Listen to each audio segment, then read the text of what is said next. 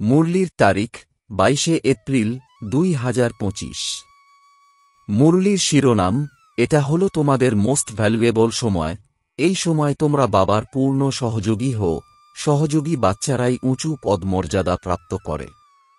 প্রশ্ন, সার্ভিসেবল বাচ্চারা কোন অজুহাতটি দেখাতে পারে না? উত্তর, সার্ভিসেবল বাচ্চারা এই অজুহাত দেখাবে না যে বাবা এখানে গরম বা এখানে ঠান্ডা আবহাওয়া, তাই আমরা সার্ভিস করতে পারব না। একটু গরম পড়লে বা একটু ঠান্ডা পড়লেই দুর্বল হবে না, এমন নয় আমরা তো সহ্য করতে পারি না। এই দুঃখধামে দুঃখ সুখ, ঠান্ডা গরম, নিন্দাস্তুতি সবই সহ্য করতে হবে। অজুহাত দেখাবে না। গীত, ধৈর্য ধরো হে মানব। ওম শান্তি। বাচ্চারাই জানে যে সুখ ও দুঃখ কাকে বলা হয়। এই জীবনে সুখ কখন প্রাপ্ত হয় এবং দুঃখ কখন প্রাপ্ত হয় তাও শুধু তোমরা ব্রাহ্মণরাই জানো, নম্বর অনুযায়ী পুরুষার্থ অনুসারে। এটা হলো দুঃখের দুনিয়া। এই সময় একটু সময়ের জন্য দুঃখ সুখ স্তুতিনিন্দা সবকিছু সহ্য করতে হয়। এই সব কিছু পেরিয়ে যেতে হবে। কারো একটু গরম লাগলে বলে একটু ঠান্ডায় থাকি। এখন বাচ্চাদের তো গরমে অথবা ঠান্ডায় সার্ভিস তো করতে হবে, তাই না? এই সময় একটু আধটু এই দুঃখ হবে, কোনো নতুন কথা নয়। এটা হলো দুঃখধাম। এখন বাচ্চারা তোমাদের সুখধামে যাওয়ার জন্য পুরুষার্থ করতে হবে। এই হলো তোমাদের মোস্ট ভ্যালুয়েবল সময়। এই সময় অজুহাত চলবে না। বাবা সার্ভিসেবল বাচ্চাদের জন্য বলেন, যারা সার্ভিস করতে জানে না তারা তো কোনো কাজের নয়। এখানে বাবা এসেছেন শুধুমাত্র ভারতকে নয়, সম্পূর্ণ বিশ্বকে সুখধাম বানাতে। সুতরাং ব্রাহ্মণ বাচ্চাদেরই বাবার সহযোগী হতে হবে। বাবা এসেছেন, অতএব তাঁর শ্রীমত অনুযায়ী চলা উচিত। যে ভারত স্বর্গ ছিল সেই ভারত এখন নরক হয়েছে, তাকেই আবার স্বর্গ বানাতে হবে। এই কথাও এখন জানতে পেরেছ। সত্যযুগে এই পবিত্র রাজাদের রাজত্ব ছিল, খুব সুখে ছিলেন, তারপর অপবিত্র রাজাও হয়েছে। ঈশ্বরের উদ্দেশ্যে দান পুণ্য করে তাই তারাও শক্তি পেয়েছে। এখন হল প্রজার উপরে প্রজার রাজ্য। কিন্তু তারা ভারতের সেবা করে না। ভারতের অথবা দুনিয়ার সেবা তো একমাত্র অসীম জগতের পিতাই করেন। এখন বাবা বাচ্চাদের বলেন, মিষ্টি বাচ্চারা, এখন আমার সঙ্গে সহযোগী হও। কত স্নেহ দিয়ে বোঝান। দেহী অভিমানী বাচ্চারা বোঝে। দেহ অভিমানী বাচ্চারা মায়ার জালে আটকে থাকে, তারা কি বা সাহায্য করবে? এখন বাবা ডাইরেকশন দিয়েছেন যে সবাইকে মায়ার শৃঙ্খল থেকে, গুরুদের বন্ধন থেকে মুক্ত করো। এই হলো তোমাদের পেশা। বাবা বলেন, যারা আমার সহযোগী হবে উঁচু পদ মর্যাদা প্রাপ্ত করবে। বাবা নিজে সামনে এসে বলেন, আমি কে, আমি কেমন? সাধারণ হওয়ার দরুন কেউ আমাকে সম্পূর্ণরূপে জানে না। বাবা আমাদের বিশ্বের মালিক করেন, এই কথাও জানে না। এই লক্ষ্মীনারায়ণ বিশ্বের মালিক ছিলেন, সে কথাও কারো জানা নেই। এখন তোমরা বুঝেছ যে কিভাবে তাঁরা রাজ্য প্রাপ্ত করেছিলেন, তারপরে কিভাবে হারিয়েছেন। মানুষের বুদ্ধি তো একেবারেই তুচ্ছ। এখন বাবা এসেছেন সকলের বুদ্ধির তালা খুলতে, পাথর বুদ্ধি থেকে স্পর্শ বুদ্ধিতে পরিণত করতে। বাবা বলেন, এখন সহযোগী হও। লোকেরা ঈশ্বরীয় সেবাধারী বলে কিন্তু সহযোগী তো হয় না। ঈশ্বর এসে যাদের পবিত্র করেন তাদেরই বলা হয়, এখন অন্যদের নিজের মতন বানাও। শ্রীমত অনুযায়ী চলো। বাবা এসেছেন পবিত্র স্বর্গবাসী করতে। তোমরা ব্রাহ্মণ বাচ্চারা জানো এটা হলো মৃত্যুলোক। বসে বসে হঠাৎ মৃত্যু হয়, তাহলে আমরা প্রথম থেকে যদি একটু পরিশ্রম করে বাবার কাছে অবিনাশী উত্তরাধিকার নিয়ে নিজের ভবিষ্যৎ তৈরি করি। মানুষের যখন বানপ্রস্থ অবস্থা হয় তখন ভাবে এখন ভক্তি করা শুরু করি।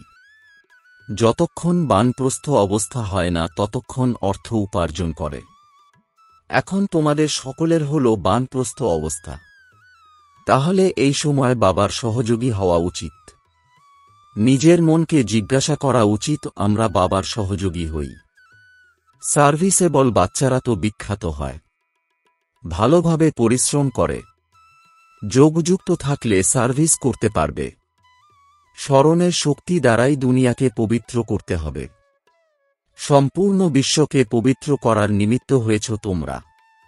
তোমাদের জন্য পবিত্র দুনিয়াও অবশ্যই চাই, তাই পতিত দুনিয়ার বিনাশ হবে।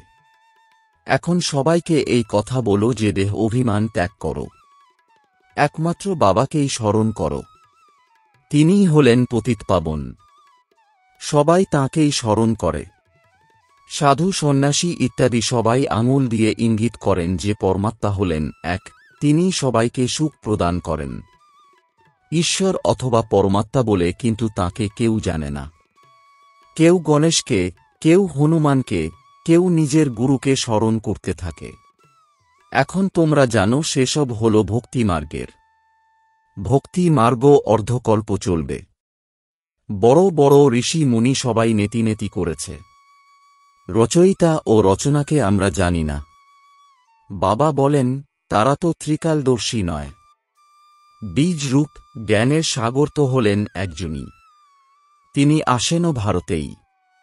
শিব জয়ন্তীও পালন করা হয় এবং গীতা জয়ন্তীও। তাই কৃষ্ণকে স্মরণ করে। শিবকে তো জানে না। শিব বাবা বলেন পতিতপাবন জ্ঞানের সাগর তো আমি। কৃষ্ণের উদ্দেশ্যে তো বলা হবে না। গীতার ভগবানকে। এই চিত্রটি হল খুব ভালো।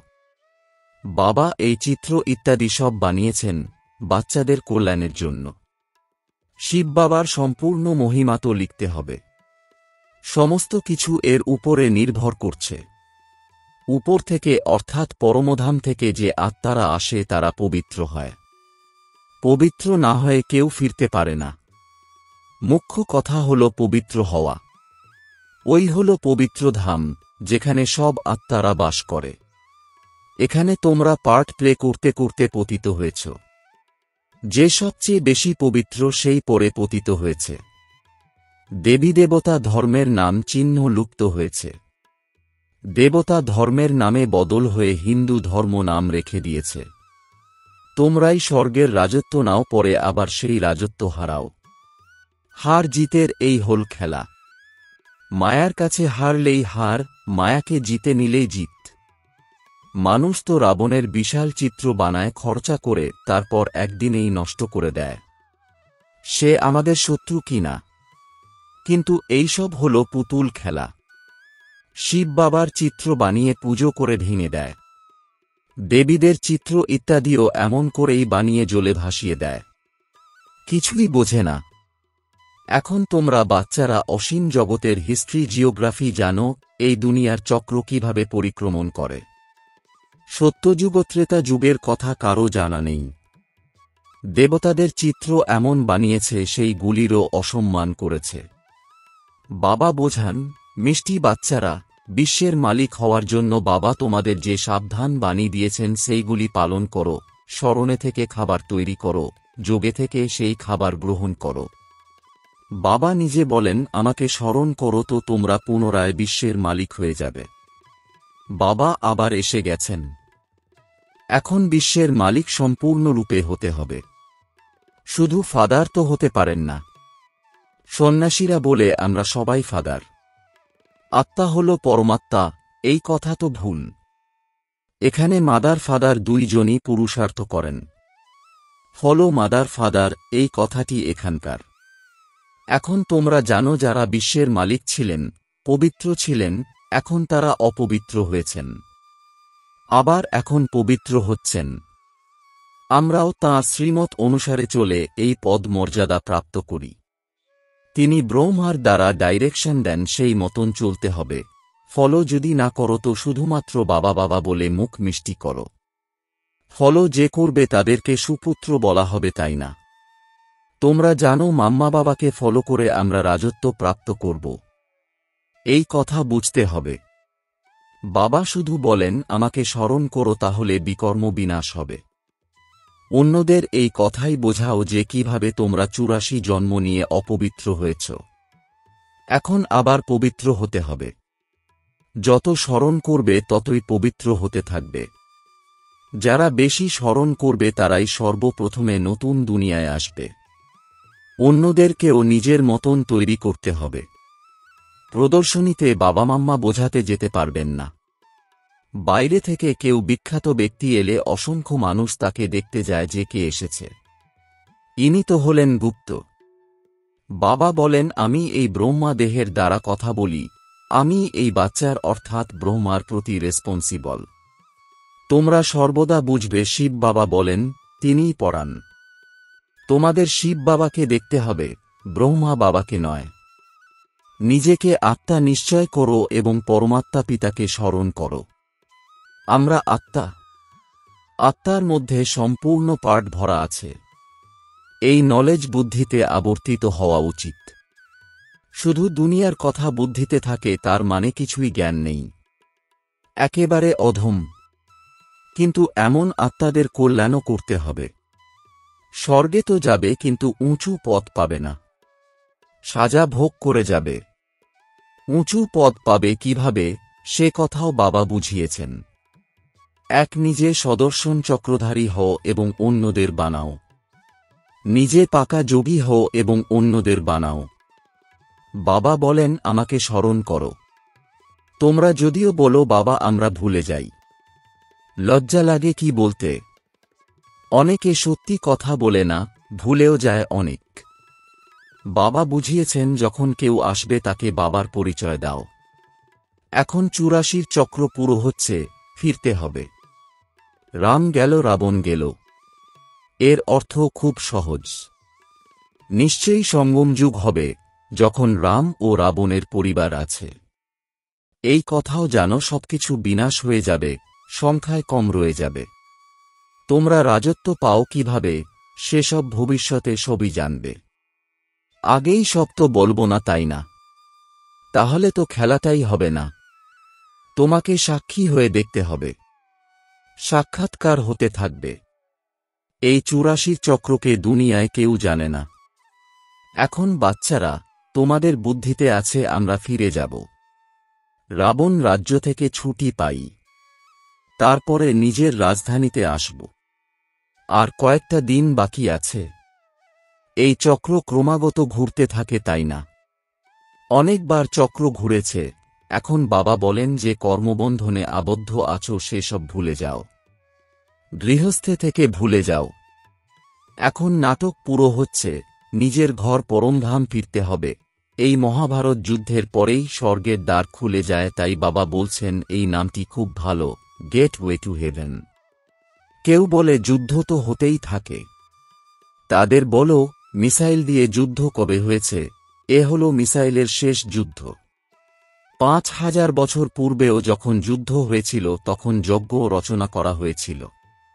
এখন এই পুরানো দুনিয়ার বিনাশ হবে, নতুন রাজধানীর স্থাপনা হচ্ছে।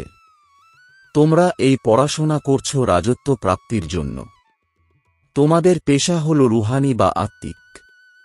দেহের বিদ্যা তো কাজে আসবে না, শাস্ত্র ইত্যাদিও কাজে লাগবে না, তাহলে এই পেশাতেই ব্যস্ত হয়ে যাওয়া উচিত। বাবা তো বিশ্বের মালিক বানান। বিচার করা উচিত কোন পড়াশোনা করা উচিত। তারা তো অল্প ডিগ্রির জন্য পড়াশোনা করে, তোমরা তো পড়ছো রাজত্বের জন্য। রাত দিনের তফাত রয়েছে। ওই পড়াশোনা করলে চানা অর্থাৎ বিনাশী অর্থ প্রাপ্ত হবেও কিনা তা ঠিক জানা নেই। কারো দেহ ছাড়া হলে চানাও হারিয়ে যাবে। এই আত্মিক উপার্জন তো সঙ্গে নিয়ে যাবে। মৃত্যু তো সামনে দাঁড়িয়ে আছে। প্রথমে আমরা নিজের উপার্জন সম্পূর্ণ করি। এই উপার্জন করতে করতে দুনিয়া বিনাশ হয়ে যাবে। তোমাদের পড়াশোনা পুরো হবে, তখনই বিনাশ হবে। তোমরা জানো মানুষ মাত্রের মুঠোয় রয়েছে চানা, সেসব ধরে বসে আছে বানরের মতন। তোমরা এখন রত্ন নিচ্ছ। এই চানা বা বিনাশী অর্থের প্রতি মমত্ব ত্যাগ করো। যখন ভালোভাবে বুঝতে পারে তখন মুঠোয় ভরা চানা ত্যাগ করে। এইসব তো ছাই হয়ে যাবে। আচ্ছা, মিষ্টি মিষ্টি প্রশিক্ষার্থী বাচ্চাদের মাতাপিতা বাপদাদা স্মরণের স্নেহসুমন আর সুপ্রভাত। আত্মাদের পিতা তাঁর আত্মারূপী বাচ্চাদেরকে জানাচ্ছেন নমস্কার। ধারণার জন্যে মুখ্য সার: ১. আধ্যাত্মিক পড়াশোনা করতে হবে ও পড়াতে হবে। অবিনাশী জ্ঞান রত্ন দিয়ে নিজের মুঠো ভরতে হবে। বিনাশী টাকা পয়সারূপী চানা জমা করতে সময় নষ্ট করবে না। 2 এখন নাটক সম্পূর্ণ হচ্ছে, তাই নিজেকে কর্মবন্ধন থেকে মুক্ত করতে হবে। স্বদর্শন চক্রধারী হতে হবে, অন্যদের করতে হবে। বরদান, সংকল্পগুলিকে চেক করে ব্যর্থের খাতাগুলিকে সমাপ্তকারী শ্রেষ্ঠ সেবাধারী ভব। এর বিস্তার, শ্রেষ্ঠ সেবাধারী হল সে, যার প্রত্যেক সংকল্প পাওয়ারফুল হবে। একটা সংকল্প কোথাও ব্যর্থ যাবে না, কেননা সেবাধারী অর্থাৎ বিশ্বের স্টেজে অ্যাক্টিং করা আত্মা। সমগ্র বিশ্ব তোমাদেরকে কপি করছে। যদি তোমরা একটা সংকল্প ব্যর্থ করো, তাহলে সেটা কেবল নিজের প্রতি করা নয়, অনেকের নিমিত্ত হয়ে যাবে। এই জন্য এখন ব্যর্থের খাতাকে সমাপ্ত করে শ্রেষ্ঠ সেবাধারী হও। স্লোগান, সেবার বায়ুমণ্ডলের সাথে অসীম জগতের বৈরাগ্য বৃত্তির বায়ুমণ্ডল বানাও। ওম শান্তি।